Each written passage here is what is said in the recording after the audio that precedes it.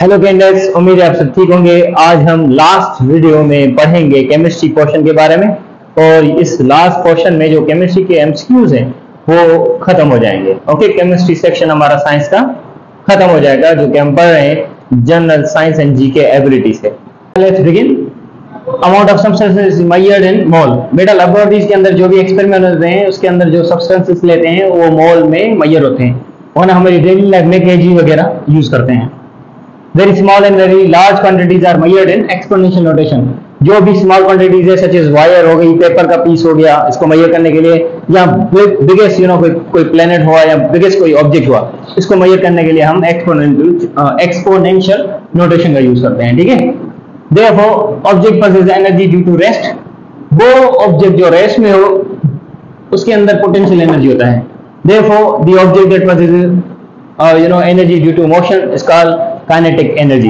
वो ऑब्जेक्ट जो मोशन के अंदर हो उसके अंदर एनर्जी कौन सी होगी, उसके अंदर होगी बेटा kinetic energy. Expansion in length of the solid due to heat is called thermal expansion.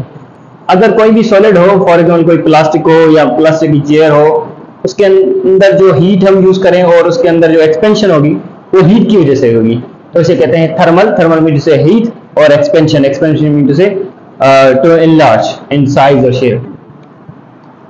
Relation between pressure and volume is called Boyle's law।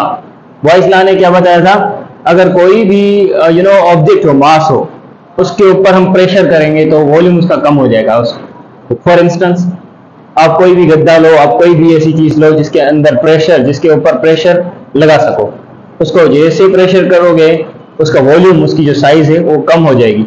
ये बॉयज लॉ है कि pressure is directly proportional to volume. अब दूसरा था एक, वो कौन सा था, चार्ल्स लॉ। चार्ल्स लॉ क्या कहता है ये आप कमेंट में बताएं, ये आपका होमवर्क ही है समझो।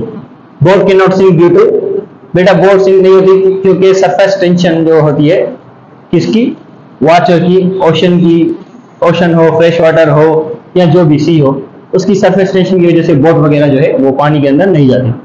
बेटा law of conservation of mass was given by, जो ये लॉ है conservation of mass, conservation of energy. Conservation of mass जिसने दिया था वो है एंटोइन लॉइसियर। दूसरा था कंजर्वेशन ऑफ एनर्जी, ये था Julius mayor. Therefore theory of relativity आपको पता होगा, आइंस्टाइन ने दी थी 1907 में।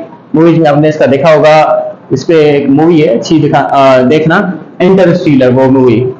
देयरफॉर, और ये ज्यादातर टाइम के लिए थ्योरी है। यूनिट ऑफ मास, मास का यूनिट क्या है KG. Unit of living matter का क्या है cell. Unit of non living का क्या है एटम। और यूनिट ऑफ किडनी का क्या है nephron. Okay, thank you so much. ये हमारा साइंस पोर्शन हुआ है। सी यू इन नेक्स्ट वीडियो।